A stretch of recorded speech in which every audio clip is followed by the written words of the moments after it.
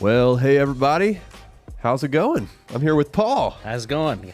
Yeah, it's good to be here with you. We got several, I think more than 10 live streams to review today, which is exciting, from all around the world, which I love that. That's my favorite part about these, is getting to hear all the different styles of music and things like that. Paul, if you don't know Paul yet, he's kind of on our music side of things. We have a course out called Acoustic Guitar Made Simple. He's working on more and more courses like Music Theory Made Simple, Bass Guitar Made Simple. Basically, we realized that if you want to have good sound, you need to have good instrumentalists too. Yes, you do. Very important, because you can't really fix a bad player. Oh, I think your sound's on that thing. But I see that we have some people on already. Joseph, hello, Rachel.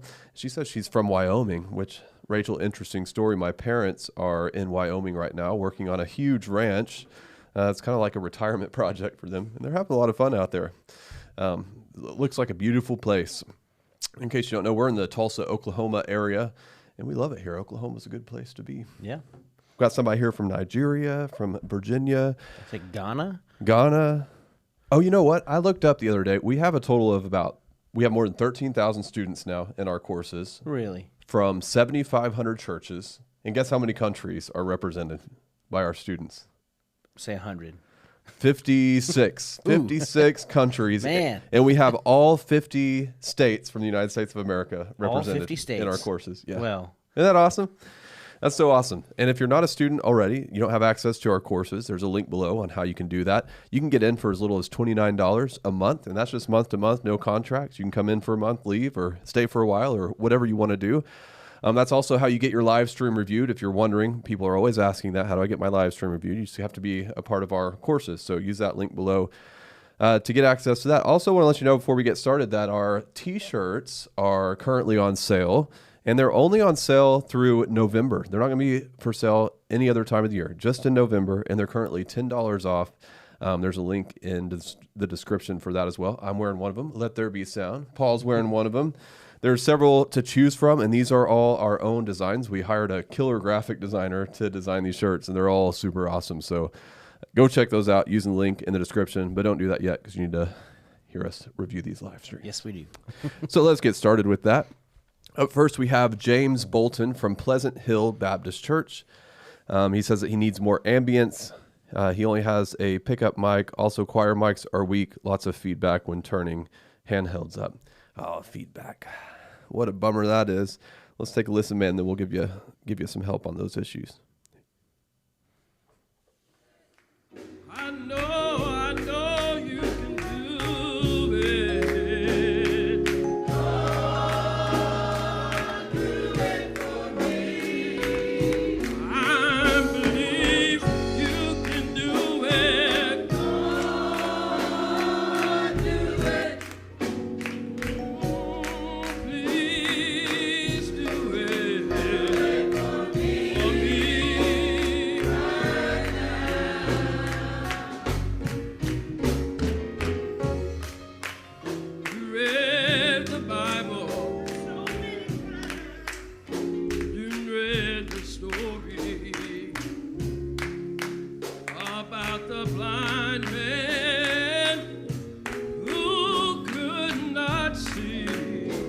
Overall, I think it's sounding good.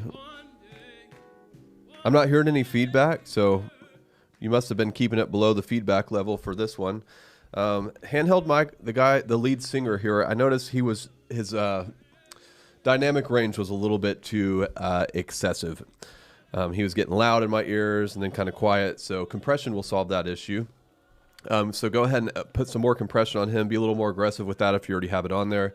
You just dial back that threshold until your gain reduction meter for the compressor is reading about -6 dB on average, and that usually gives you enough control to get the job done.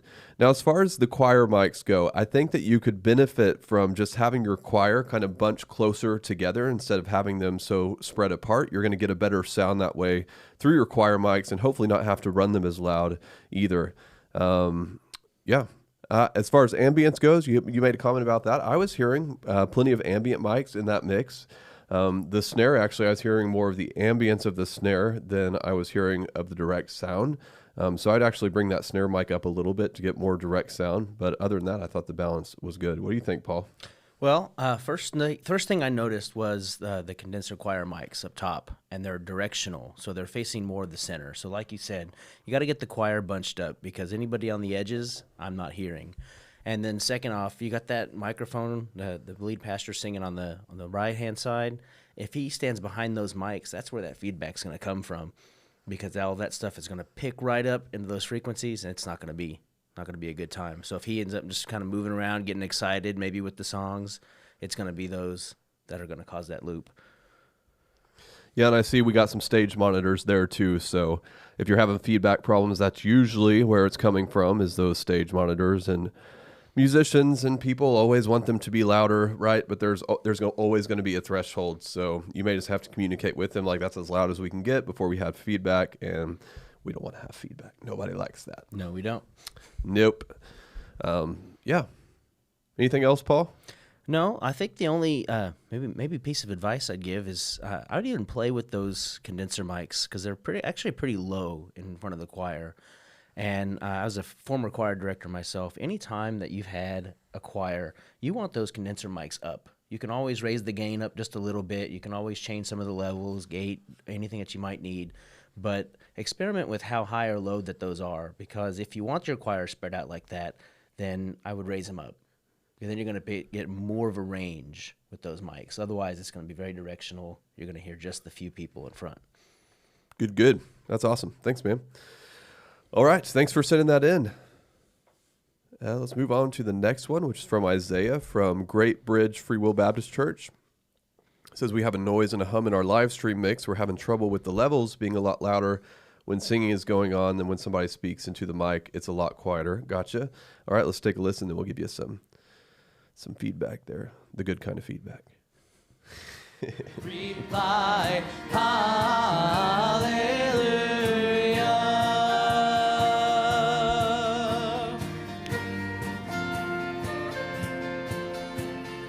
Lives again our glorious King, hallelujah. Where, O death, is now thy All right, so the first thing I notice is that there's no low frequencies in this mix, and I see a bass guitar, and I even see the cajon, which should be giving you some low frequencies, but not getting it from either. So that makes me think that there's probably some EQ on your live stream mix, on your live stream bus, that's killing those lows. So go take a look at that. Look at your live stream bus, EQ, level that out. You generally don't need EQ there whenever everything else is EQ properly. I'm not saying that you can't put it there, but you definitely want to take a look there and see, are you cutting lows out? Are you boosting highs? If you're doing that, just kind of level it out and start fresh, because I'm missing a whole aspect of the frequency spectrum, which makes the mix sound a little bit harsh because there's not that balancing low end to balance that out. Let me keep listening. hallelujah. Fought the fight, the battle won, hallelujah. Death in vain forbids him run. I think you've nailed the lead vocal versus background vocals, like the level between the two. So good job with that. Open paradise, hallelujah. He is not dead, he is alive. We have this hope. I'm not hearing the electric guitar at all, so might want to bring him up. He is not dead, he is alive. Overall, I think the main thing this mix needs is that EQ on the live stream needs to be fixed. So level that out, and then just listen to it without any EQ on the overall mix, and see what you think. If there's no EQ on your bus mix for your live stream, then go look at your bass guitar EQ. Make sure you're not cutting out the lows on your bass guitar. Same thing on the cajon. Just go through your EQ and make sure you're not too aggressive on your low cut filters and things like that. That's really going to make a big difference in your mix to bring the rest of the frequency spectrum to the table. Yep. What do you think, Paul? Hey, I really liked it. Yeah, some low end. I was kind of missing that. Honestly, I didn't even see the cajon player there until you said something. I was like, oh, there's a guy there. So I'm just glad I said it right, because I usually say cajon or something like that. And Dylan's like, that's not how you say it. no, what I thought was really nice was the flute player on the right. I'd like to hear more. So I don't know if if you can get her closer to the mic, maybe turn her up a little bit. But I think that would be a nice dynamic to have. It was cool to have a flute. Yeah. And you could hear her. She's just very distant. Yeah. Bring her in. Very nice. Very nice. That all you got, Paul? That's all I've got. All right. Sweet. Let's listen to the speaking so we can hear the volume difference, because you did mention that. Aren't you thankful that we have I am not asking you to divide up your tithe. Of course, I go right to where we're talking about tithe, everybody's favorite subject, I wanna right? give a plug for Grow Group and our DC. need your wisdom. I need your wisdom. Hallelujah. On the third. I'm not scolding you today. I just want to encourage you to find a Grow Group to get into. Okay, yeah. There is quite a bit of a big volume difference there. And so how you do that is if you have your live stream set up like I recommend, which is where you use a bus mix post fader, what you'll do is you'll boost the pastor's mic about plus 5 dB, like sends on fader, select your live stream bus plus 5 dB, where you keep the band at 0 dB. Sometimes I'll even bring the lead vocals down about 2 to 3 dB on the live stream bus, just because you run vocals really loud in a room, and sometimes that translates to really loud in the more loud in the live stream than it sounds in the room. So yeah, just make those adjustments in your bus mix. Don't be afraid to boost your pastor up over the 0 to get him where he needs to be. I was also hearing quite a bit of background noise here with him, and I don't think that's coming through his mic. It sounds like maybe you forgot to mute some things. Make sure that whenever your band is done, you mute all the channels for the band so that you don't get any sort of noise. You just have a nice clean signal for the pastor. Anything else on that? That's it for me. Okay. I think you kind of hit all the points on that. Very good. Let's move right along then. Thanks for sending that in. Can't wait to hear the changes when you make them. All right, next up is from Abdil, I think is how you say that, from El Nuevo Perecio SDA. Well, I don't know if I said that right, but I gave it a go. Yep. Latency issues and sound quality, as well as video quality issues as well. All right, well, let's just see what we got going on.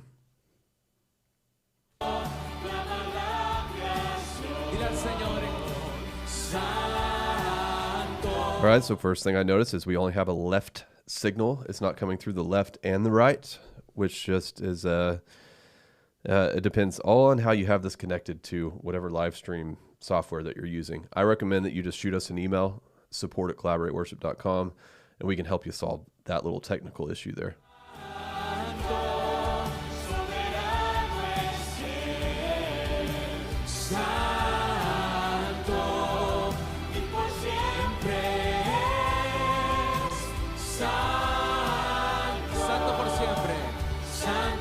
I think your mix is good. Like, I don't think we really have much of a problem with your mix here. It's just a few technical issues that you need to resolve. We need to get the sound coming out of both sides, and we also need to get your sound aligned with your video. That's not really something I can help you with here, because we just need to, shoot emails back and forth or get on the phone with you and just solve those issues. Everybody's live stream setup is so different. Some are using OBS, some aren't. Right. Getting those aligned. Dylan can help you with that. So shoot us an email. And say I'm the live stream that needs help with these two things, and then we'll dive in. We'll help you with your specific setup.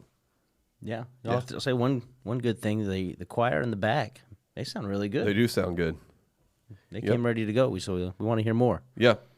All right, so let's get those technical issues solved, and then you can resubmit your live stream next time whenever we have that resolved, and we can go even deeper into the weeds if you want to. All righty, let's move along to the next one, which is from Amith Evans from Bible Believers Tabernacle. Need to get audience mix, lead, vocal processing, speech versus singing. All right. Make sure we cover all those things, Paul. Yep. You got that? You need to bring you a notepad, huh? Yep. All right, here we go. Hallelujah, hallelujah, hallelujah,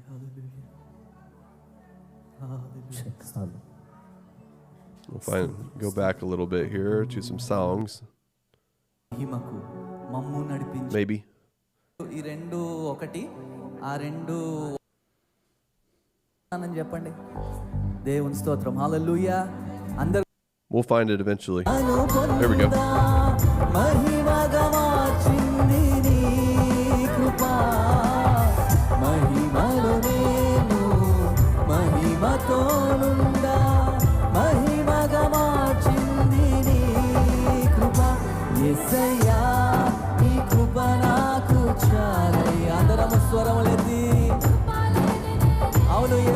నేను బ్రతకలేనయ్యా యేసయ్యా నీ కృప నాకు చాలయ్యా నీ కృప లేనిదే నే బ్రతకలేనయ్యా All right, so I'm happy with this. I think for the style of music, like you hit the nail on the head. This is really good. One thing I did notice though when he was speaking, let me take you back to that. The verb and stuff sounds really great on his singing mic, but we get to a talking part. I couldn't find music earlier, and now I'm just going to keep finding music. In a talking part, మాకు విమోచన చెప్పండి నా స్నేహితుడివి తండ్రి ఈ రోజు వచ్చి నన్ను దర్శిస్తావా నాయనా నీ చెయ్యి చాపి నన్ను I hear delay and I hear reverb. Here's a tip for you. Put all of your effects on a DCA on your mixer, and that enables you to fade them out when you need to. For example, when one of your vocalists starts talking into the mic instead of singing, you can fade down. You don't want to completely cut out the reverb because it sounds a little drastic to go from like reverb to no reverb, but you want to pull it down about 10 dB and just kind of like a nice fade out so that it's not distracting whenever the vocalist is talking. Because it's a little bit distracting there, especially with the delay going on and stuff like that. It makes him sound like he's in this huge, like 100,000 seat arena, but then you have the audience that you're panning. You're like, okay, he's not in a 100,000 seat arena. Like, why am I hearing so much echo and stuff like that? So, yeah, put your vocal reverb and effects on a DCA, so it gives you the ability to fade it out when you need to, or bring the level down. Other than that, I thought this one was great. What do you think, Paul? I really liked it. I loved the low end. With this type of music, I really wanted to hear all of the drums, and I got a lot of bass drum and a lot of middle toms, but I missed all of the different ones. I can hear them, but if you got the chance to really EQ every single one of these drums, this style of music really calls for hearing every single one, and everyone has a different tone. It really matters here. So you think it was mainly because the bass guitar, or no, sorry, the bass drum, the kick drum was kind of just clouding out everything else because it was so big? It could be, and that might be, hey, let's put this on its own channel so we can control the bass drum, and then we kind of get everything else too. Because the drums matter in this style. It really, really does. And one thing, if for your bass drum, to make it to where it's not so overwhelming in the mix, if you have reverb or some kind of effects on your bass drum, you can take that out. You can also apply a gate to it with a shorter release time, because then it'll clamp down on it before it has a chance to really go out there, and it's more of a boop, boop, boop. And you can really adjust that gate release time to get it how tight you want it to be and clean up that low end. Yeah. Yeah. All right. Did we cover all of his questions? I feel like I should go back and look. Let me see. Audience mix. I mean, you had so much effects and reverb and stuff like that. I didn't notice ambient mics missing. So maybe in the like talking part of it, you want to hear the audience response and stuff like that, which is great. I'm just not really sure on your question. Like, do you not have it? Do you not have audience mics yet? Because if you don't have them, then you're not going to hear the audience. And if that's the case, what you do is you get two like pencil condenser mics that have a cardioid pickup pattern. You place them like near the front of the stage pointing towards the audience, and that should give you a good starting point, and you can adjust it from there and try different things. Vocal processing, your vocals sounded great. Really great. And we talked about speech versus singing. The main thing you need to do there is adjust your effects between the two. Your effects are great on the singing, but then we need to dial them back for the speech part of it. Yeah. Yeah.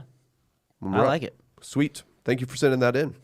We'll carry on with Jeff from Calvary Reformed Church. We have implemented many of the techniques from the mastery courses and would like a second opinion on how it sounds, as well as any other tips you have. Please disregard the video quality. We're looking at upgrading that in our near future. Well, you're in luck because Dylan's not even sitting at the table today, and Paul and I are sound guys, so I don't even think either of us have even paid attention to video quality yet. Nope. They look great. Y'all are looking good. All right, here we go.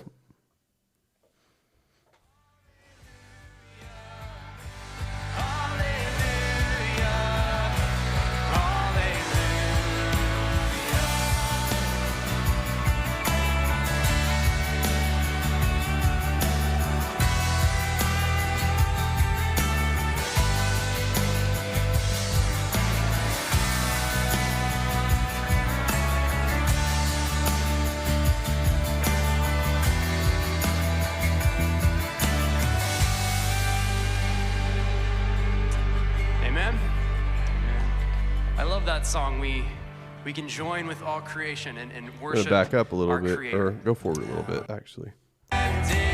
Before the throne of God, I'll gaze upon my Jesus and thank him for the cross. Yes, I'll thank him for the cross. It is done, it is finished. No more debt I owe, paid in full. All sufficient. I kept listening because it's like it's good. Like there's a few things that can change to make it better, but it's good. I was enjoying listening to it. And I bet Paul was really enjoying that guitar playing, huh? It was really nice. You just keep listening to that. Yep. He was nailing it too. That guitar player was on point. Love the bass guitar. Sounds good. The only thing I was noticing that could be better is the lead vocal. The guy sounded a little bit mid-heavy, and I was trying to determine where this was, like on the frequency spectrum. If my ears are treating me right here today, I would think it's somewhere in the 800 hertz to 1.5 kilohertz range. That he's just a little bit heavy, so it's making him sound. He just sounds a little bit unnatural to me. Like I'm looking at him, I'm like, I don't think that's how his voice really sounds. Because I don't know anybody that sounds that mid-heavy in that range. So I'd be interested to see what his EQ looks like. But the easiest way to find out, like, where is this place that needs to change is to use the frequency sweeping method, which you learned in the course. You use a PEQ filter, you boost it up about 9 dB, and you sweep through the frequency spectrum, and you find the place that's the most annoying, right? And then you pull it down until the sound is better. I think that you could also bring some low end back into his vocal. He was sounding a little bit thin for a male vocal, like he needed a little bit more warmth to his voice. So I would just focus on EQing your lead vocal there better. Everything else was sounding great. The guitar was sounding great. Guitar may have been a little bit mid-heavy in that same range. I'm curious to know, like, what do you think about guitar tone in that?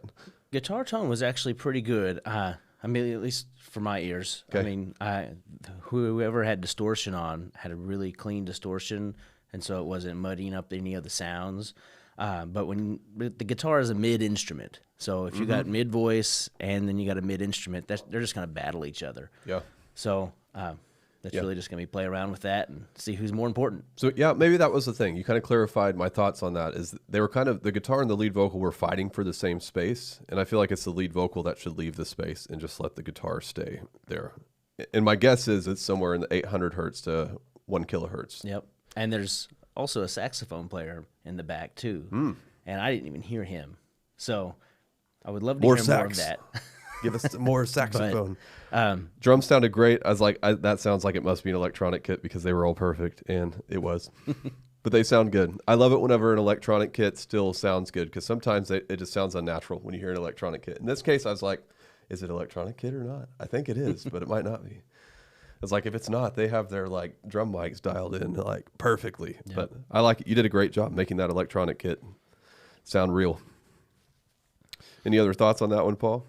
I don't. Got a couple of thoughts here. Someone says they would spread the guitar out a little wider.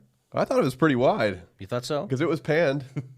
I don't know. Definitely got a guitar in the left ear and one in the right ear. So yeah. I thought that spatial wise, like that was probably one of the widest mixes that I've heard today, and really anytime. Like, it was they were occupying the space well. I thought so. I was like, wow, that's nice. Yeah. Nice use of panning. And apparently somebody wants even more. So we're all a little bit different. Yep. What else we got? From here, they got a question here, actually. It says, do you guys recommend using a Stream Mix PC running a Logic or Pro Tools template, or do you just use USB Mix from the house? Great question, David. There's nothing wrong with using like Pro Tools or something like that to get a completely custom live stream mix. So I'm not, the way that I talk about this, sometimes people think that I'm telling you you're going to hell or something if you do this, but that's not what I'm saying. But in most cases, I do recommend using a bus mix for your live stream that's set to post fader. So it's just mimicking your main mix, but it still allows you to make little adjustments here and there as you need to. Because if you have your room sounding great, you will have a great sounding live stream. So focus on the room. and then mimic that in the live stream. And all you're going to do different in the live stream is you're going to add in your ambient mics into that live stream. And like I said, you're just going to use sends on fader and make a few small adjustments compared to your main mix to make it sound better online. Or just, so like, for example, your pastor's mic generally needs to be louder in the live stream than you're running it in the room. So you just set him at plus 5 dB for the live stream or her, and that fixes the problem. So yeah, and the reason is it simplifies the whole process. I kind of thought that I was cheating because that's how we do it at our church. I was like, I'm just taking a shortcut, making things easy. And then I went to these really large churches here in the Tulsa area, Church on the Move, Victory, and I found out that, you know what they're doing? The exact same. Using a post fader bus mix. Actually, go figure. Actually, Church on the Move, which is probably, it may be the largest church here in the Tulsa area, and they are known for their sound quality. Like they used to have these conferences here just for sound and because they were like leading the way in sound and video and things like that. It's called the Seeds Conference, which was an awesome conference. They don't do it anymore, which is kind of sad. But when I found out that they were using, they take their main mix. They don't even use post fader bus mix. They just take their main mix, they add ambient mics to it, and then send it out to the live stream. Done. And it sounds awesome. And that's because they've put so much work into making their room sound awesome. You want to make sure that you EQ your room, though, for that to happen, because EQing your room takes all the mix that you've created, sends it through a filter that makes it fit your room, because your room is going to reverberate different frequencies different than my room, depending on your PA and all these variations and elements that go into a mix. So if you don't EQ your room correctly, then your live stream will sound kind of strange, because then you start EQing individual channels to fit your room instead of having that filter at the end of the line that just filters it all for you, makes it sound great in your room. So if you haven't done that, we just released a new course called Room EQ Made Simple that shows you how to do it. And this is a filter that you're going to send your main mix through that makes it sound like big and powerful, but clear at the same time. Like, it's just the best of both worlds. We've nailed the EQ curve to get that result. I feel like this is what you've been working on the last few months. It is. And it's just some new insights. Yes. You got to check this one out, because, man, it's a constant learning curve. And the last few months, it's been fun too. Because it took me a while to nail like my EQ curve. I implemented it at our church, and I was like, adjusted until I finally got it down. And now it's like, okay, let's go see what this sounds like in this venue, and that venue, in this venue, and that venue. And I finally got it down to where this is the curve that'll work for you to get that warm sound that's powerful, yet it's clear, but it's not harsh. And it's all about that room EQ. So go check that out. Room EQ Made Simple. That course just dropped. Actually, you're the first to know about it. We told our current All Access subscribers about it, because when you subscribe, you get access to the new courses automatically. So they already have it, but you're the first new folks to know about it. Of course, if you submitted your live stream, you know about it because I sent you an email. But go check that out in the course platform. But for as little as $29 a month, you can get access to all of our courses, not just this one, but all of them. So link in the description on how you can do that. Carrying on. I could just keep talking about that all day, but we're here for live stream reviews, and we still got 5 to go. Man. Steve is up next with Cornerstone Church. Making sure that I'm on the right one. Yep, Cornerstone Church. Let's see. The mix seems a little muddled. We could use help getting it to sound clearer. You got it. Let's take a listen. My heart has found its treasure. Christ is mine forevermore.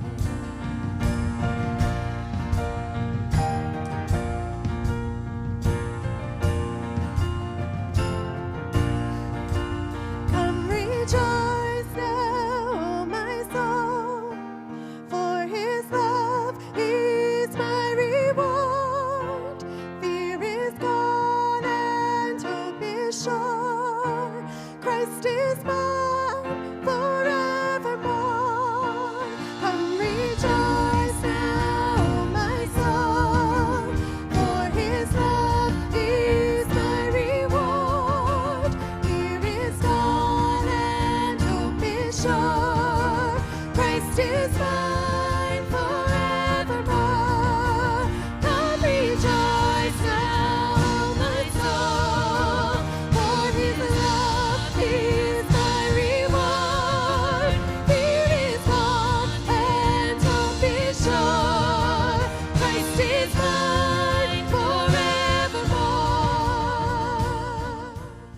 Awesome.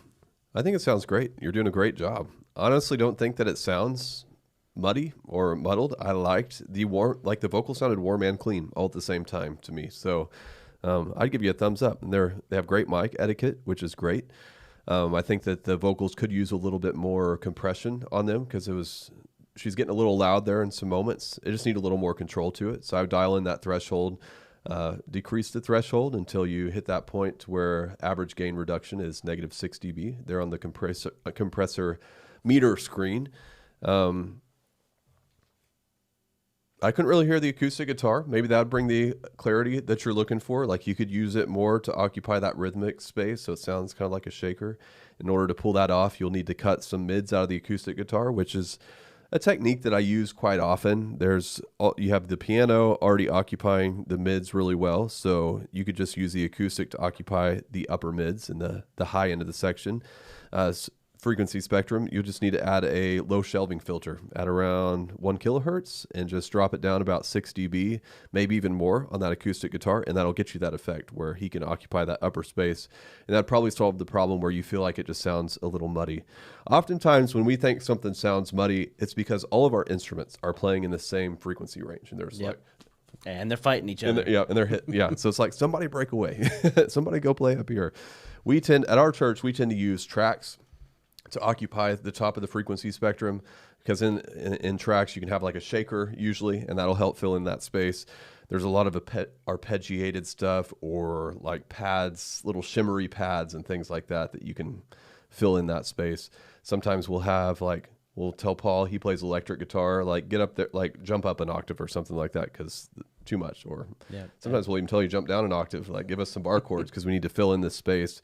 And really that's just communicating with your instruments, letting them know, you guys really aren't giving me what I need to create a full sound here, so can we make some adjustments to fix that? Yep. No, you said that perfectly. Nail on the head. I mean, Sweet. Instruments can't fight each other. But the vocals sound really nice. I do agree with the mic etiquette. You don't really see a lot of mic control. Hey, I'm a little too loud to pull away. But you won't have to do that if you set the compression on there just right. Yep. They're holding those mics nice and close, though. I love that. Sometimes you have these vocalists that have the mic about a foot from their mouth, and in a live sound setting, that's like a nightmare. It's like, are we wanting feedback today? Because that's how we get it. You just keep pulling that mic away from your mouth. We're always telling our vocalists, like, eat your mic. And that's why you have to be diligent with your low cut filter and even trimming out those low mids, because when they hold the mic that close, it's going to sound a little heavy, but it gives you the volume and the control that you need. Yeah. All right. Thanks for sending that in. Let me make sure we answered all your questions here. Well, while you pull up that next one, I'll go ahead and read this next question. Go for it. It says, should there be a dedicated live stream mix engineer, or can front of house manage that? Front of house can manage that, especially when you're using my preferred strategy of a post fader bus mix for your live stream. You only have to listen to it like once within your rehearsal, kind of make sure everything's good, make any small adjustments, and then you're good to go from there, because your live stream will mimic your room when you're setting it up that way. So as your lead vocal changes, as your instrument changes, it's all going to change in the live stream just like it does in the room. Now, if you're using like a DAW or a pre-fader bus mix or something like that, you will probably need a dedicated live stream engineer. But like I said, even the larger churches are not doing that. They just make their room sound awesome, use a post-fader bus mix, and roll with it. All righty. I still remember the days before live stream mixes. We didn't even live stream our church services until COVID. Jeez. I was against it before then. I was like, if you want to come to church, then you come to church. You hear what I'm saying? Isn't it amazing how fast it changes? It's been 5 years. And we're still talking about the live stream. How do we make it better? All right. Next one's Mark from Remnant Church. He wants more clarity in his live stream mix. Well, we will take a listen and help you get there.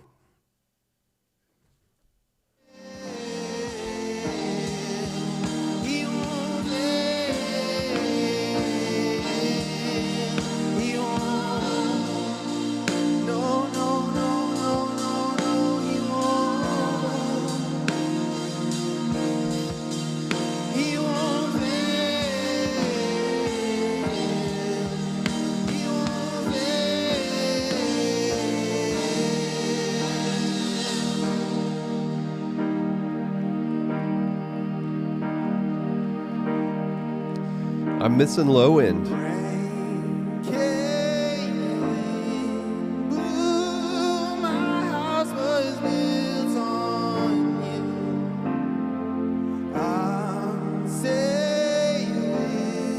Let's back up a little bit here. All for your glory. Come on and praise the Lord with me. Sing if you love His name. Come on and lift your voice with me. The vocals sound good. I like the reverb that you're using on them as well. They sound nice and clear to me. So I don't think we need more clarity here. I think we actually need more depth is what you're looking for. I'm not hearing a bass guitar, so it just makes me wonder if maybe you don't have one. And if you don't have one, you don't have one. But I also noticed that there's low end missing on the drums. So then that makes me think that you're EQing somewhere to cut the low end. Maybe you're trying to add clarity by doing that or something. Look at your live stream mix, like your bus mix EQ. Check out your low end. If you're cutting in the low end, don't do that. If you're boosting in the high end, don't do that. Just level out that bus mix EQ. I think you're going to get a lot better sound that way. What I would focus your energy on right now is the drum mix. That's where we're lacking the most. It's just all the mics just kind of need a little help. And so if you go into our course, there is in the Consistent Mixing Made Simple course, there is a whole lesson on drums.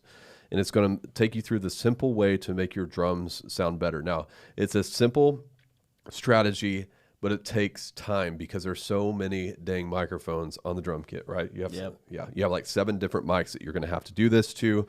They're all a little bit different. You're using the same strategy, but they'll land in a different little bit different place on how you set those EQ filters and things like that. So set aside some time, like maybe an hour, and say I'm going to work on my drum mix. The best way to do that is to record tracks of your drums, like record tracks during a live service. That way you can go up there and you don't have to have the drummer actually there with you, and you can just take your time and make these drum mics sound really good. Now, if that's not an option, you don't know how to record tracks or whatever, you can have a drummer sit behind the kit and hit the snare over and over and over and over while you dial in your gate. And then you dial in your compression. And then you dial in your EQ.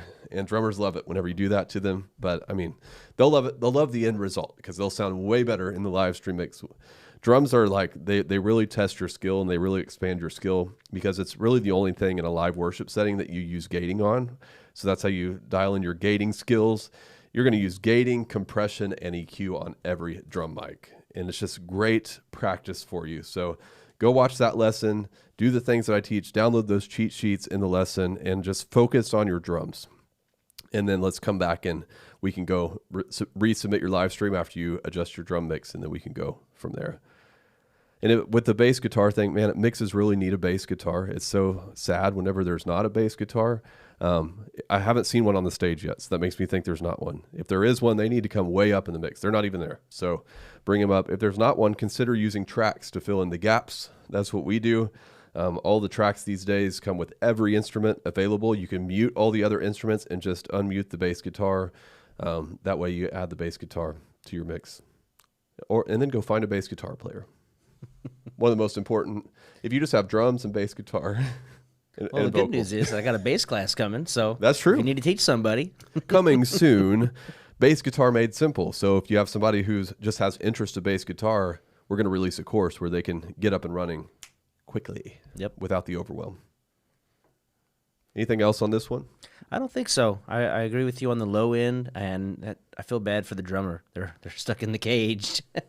Yeah. You know, but take the time. He's right. Take the time to spend with the drums because they're going to love it. They're going to love the end result. I see an interesting overhead mic there that I'm just now noticing. It looks like a vocal mic that you're using as an overhead.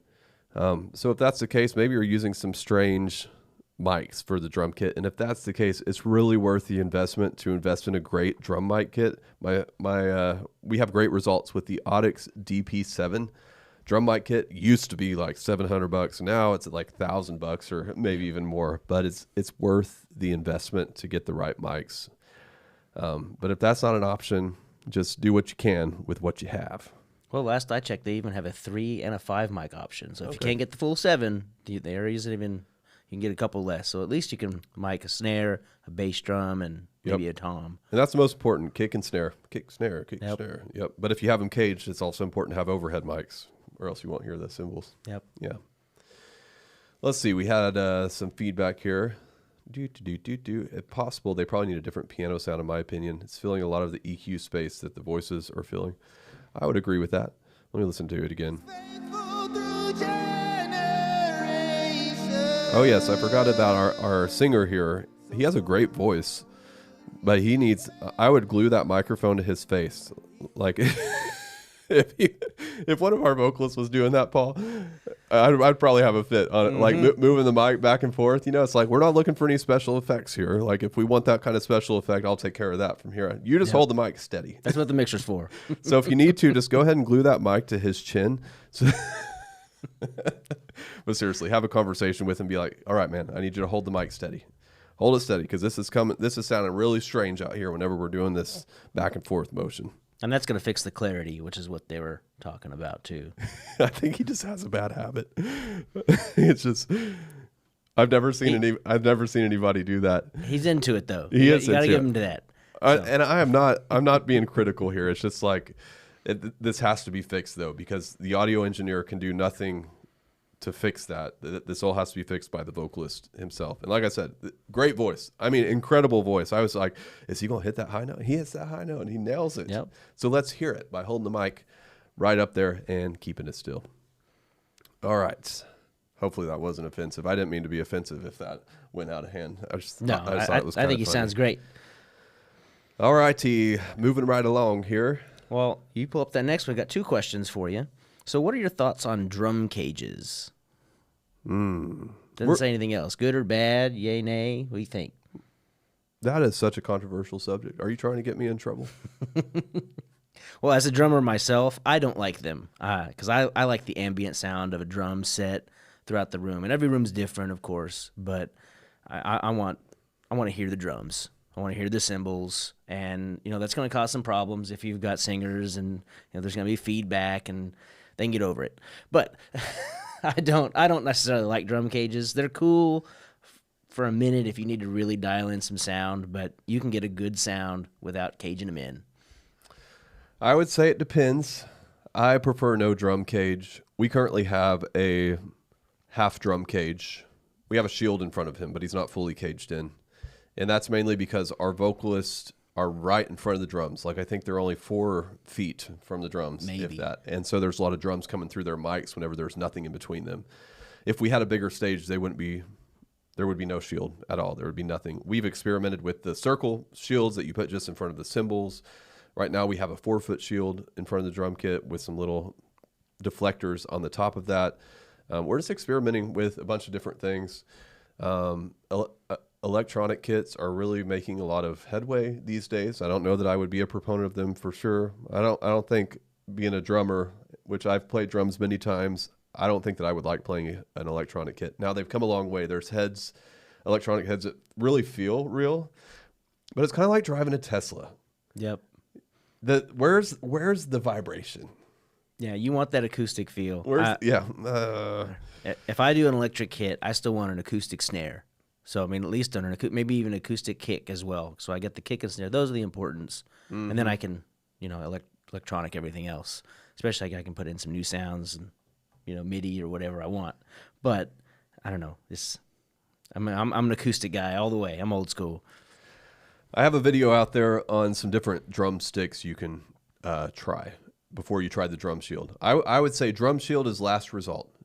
Well, drum shield, drum cage, different stick. Start with different sticks. Different stick doesn't work, then you can try the little circle shields that you put right in front of your cymbals. If that didn't work, then you can try shorter. You can just I wouldn't go overboard. Some people are go from open drums to fully encaged drums, and that's just I haven't found somebody who's nailed that yet. Because when you put them in a booth, they're just completely isolated. First of all, it's weird. You miss a lot of the energy of just seeing the drummer move. Well, I know you can see through the glass, but it's not the same. They're disconnected from everybody. They're disconnected. Too. There's a lot of energy on the stage just from seeing the drummer move. You know what I mean? Mm-hmm. It adds a lot of energy to the music. So if you don't have to fully enclose them, I would not. I would almost choose electronic before I fully enclosed them. if I was in a room that really had a problem with acoustic drums. But start with the sticks. Start with communicating with your drummer. Hey, can you play a little bit softer, please? And I can make up the difference with your mic. But yeah, go look at that video. You can see all the different. There's several different sticks options that makes a big difference. It reminds me of whenever we played in a event center. We held our church service in an event center one Sunday. Oh my gosh, the snare was just overwhelming because of the way it reverberated through the ceiling in this room. So it's like, oh, here, try these different sticks. So we got some rods, fix the problem. Yep. Just different sticks, fix the problem. He was playing with the same intensity. Everything's just changing the stick, fix the problem. So it's good to have those different sticks on hand. Try different things. Try sticks. Yep. Try anything else before you throw them away. Before you put them in the fish tank. All right. Up next from Joe.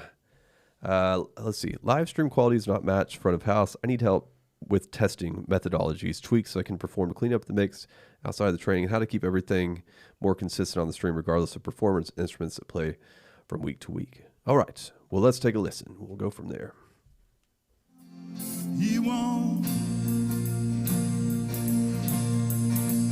He won't. Sing it, Jim. I've still got joy in chaos. I've got peace that makes no sense. So I won't be going under. I'm not held by my own strength. 'Cause I built my life on Jesus. He's never let me down. He's faithful in every season. So why would he fail now? He won't. He won't. He won't fail. He won't fail. All right, main thing I'm noticing here is we need a better balance between the instruments. You got a full stage of instruments, which is awesome. I'm hearing the violin, sounds great. I'm hearing the piano, sounds great. I'm kind of hearing the drums, although they're a little hidden. They need to come way more to the forefront. I'm not hearing bass guitar, even though I see him over there. That bass guitar is going to make a world of difference in your mix. So just the next time you tweak your live stream mix, focus on that bass guitar, getting it at the right level. Going to make a huge, huge difference. Let's see. We had an electric guitar, like If you don't believe, I want y'all to say this too. lead player there, lead electric guitar, lead vocal. I don't hear the guitar. You hear the guitar? No, I do not. Maybe barely. My house was built on you. Vocal sounds good. I like the reverb you're using too. Safe with you, I'm gonna make it through. Sing it, y'all. Rain. Yep. So you just need to fill in those missing pieces like bass guitar, electric guitar, and all of a sudden your mix is going to go from sounding this big to like this big, just from getting the balance right between the different instruments. So that's what you need to work on. But you're doing great on your EQ, your use of effects and things like that. So thumbs up, man. Doing great. Just keep on moving forward. Yeah. Any other thoughts? Something I thought of was, checking in on that electric drum kit, dialing in those cymbals a little bit. Especially, if you can go into each and every single one of those channels separately. If you can, then you can, then you got full control. Right when you started that, it was like really tinny. Oh, yes. And he was playing the cymbals, and it sounded like somebody was kind of kicking a can around. I was like, we can do better than that. So if there's a way, put those sounds maybe into some separate tracks and really dial in just the cymbals. Because I think the drums would be better, like you said, bring up some of the sound a little bit, EQ some of those, but the cymbals were just...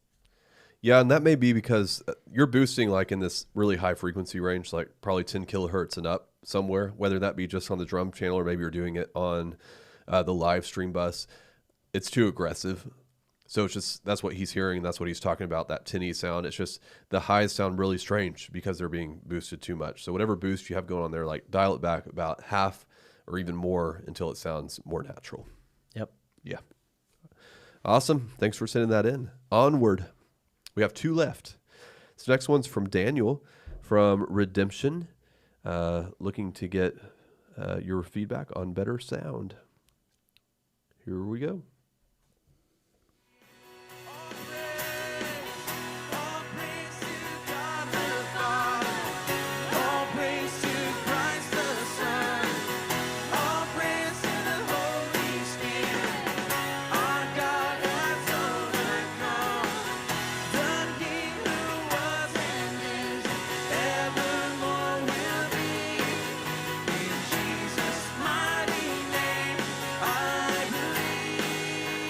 All right, I think this is just going to be the live stream review of the low end.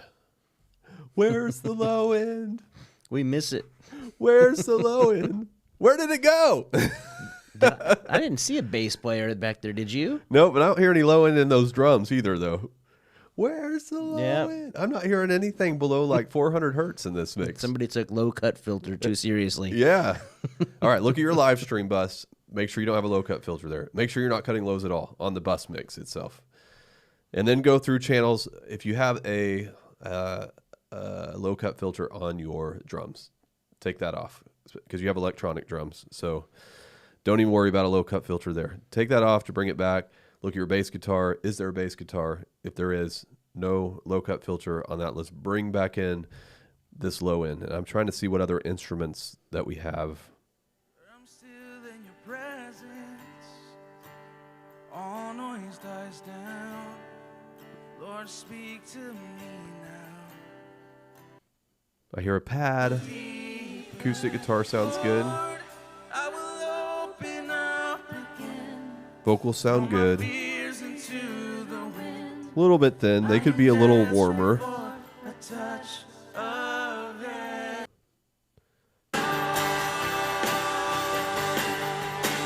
I don't see a keyboard player over there, so I'm guessing we didn't have one this Sunday.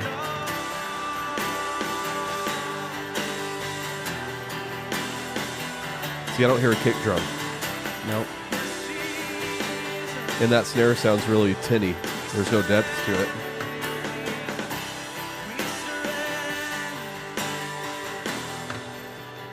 They said no bass that Sunday, just drums, acoustic, and tracks. Cool. Well, with your tracks, are you able to add in the bass guitar?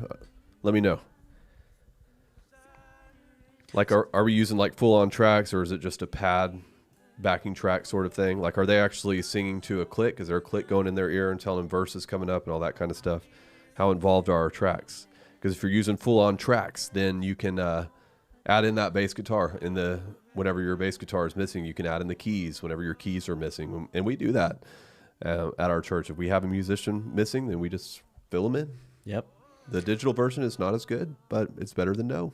Right. Yeah. Something I noticed, he's got a plugged-in sound from his acoustic, which means it's an acoustic electric mix. So definitely check out. Maybe even put it in the LR Bags Anthem pickup that we recommend for that good plugged-in sound. We talk about that in my Acoustic Guitar Made Simple course. But if you can't do that, I would check and see if there's any EQ on that guitar. Because when he was playing some low notes, like low chords like the E's and F's a second ago, it started to sound really good. So maybe he can boost the low on his acoustic guitar just a little bit. Maybe he brings that out in the mix too. Give it some more depth. Yeah. Yeah. A lot of people don't think about what's coming from the guitar itself, but if you can change it, you might look at that too.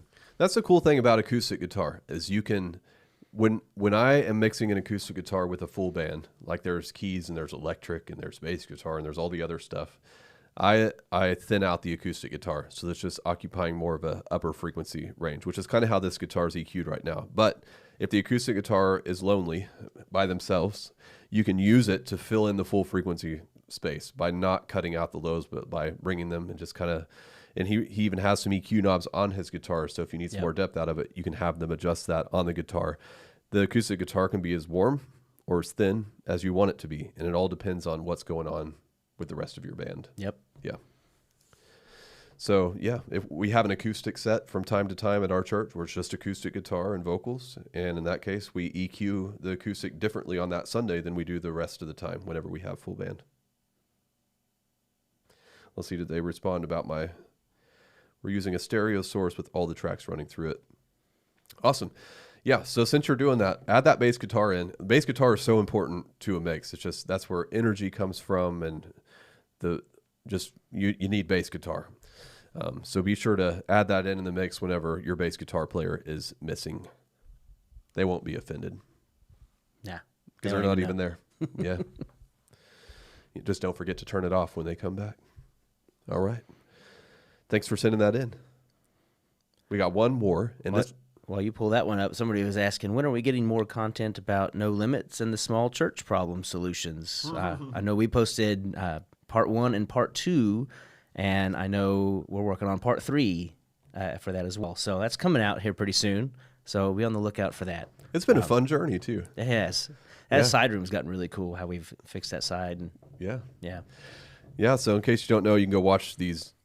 We have a growth problem at our church where more people than there is room. And so we tried a few different venues.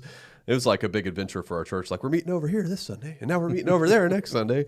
And then we just ended up expanding the room that we're in. We took over part of our lobby and just expanded the auditorium and got about 30% more seating in the room. And that solved the problem in the short term. But it was fun working through the sound challenges of changing everything, because you change the room by that. And then we had to install new speakers and all that kind of stuff. We outlined the whole journey in those YouTube videos. There's another to come, and there'll be even more to come, because we are getting ready to acquire some land and kind of build out our own building that's going to be a much bigger space. So the journey continues, but it's a lot of fun. Yeah. Yeah. Speaking of videos coming out soon, we were talking about drum cages. I know we've got one coming out about that drum shell, too. We do, yeah. So be on the lookout for that. So if you've got questions about drum cages, shells, things like that, we've got one for that. And I got one more question before you go to the next one. Okay. So it says, would you recommend using a single bus mix, or would it be better to set up a few bus mixes with effects applied before they feed into the live stream? A single, make sure it's a stereo bus mix. So like on an X32, you're going to have to use 2 buses for that linked together. But I don't like to use like a bus that feeds into another bus, or like I don't even like combining multiple buses into a matrix for the live stream, because it just adds a layer of complexity that I don't feel is necessary. And the more complex that your situation becomes, the less likely it is for you to have a consistent result from week to week. So you have to balance those things out. Like, how do we keep this as simple as possible and get a great result? Because you don't want all these wild bunnies running around that you're having to chase down. Like, where did I put that? And where did I put, and now what's in the more layers, the more complicated, the more likely you're going to have problems. So the less layers, the better. So I agree. Long answer to a simple question there. Just use a single bus mix. Keep it simple. Keep it simple. All right. This last one, I don't have any details on, because I kind of sent it in last minute via email. I think they emailed you. Did they say anything specific about it? Do you remember? I'll have to go back and take a look. Well, while you take a look, we'll go ahead and listen to it. Yep.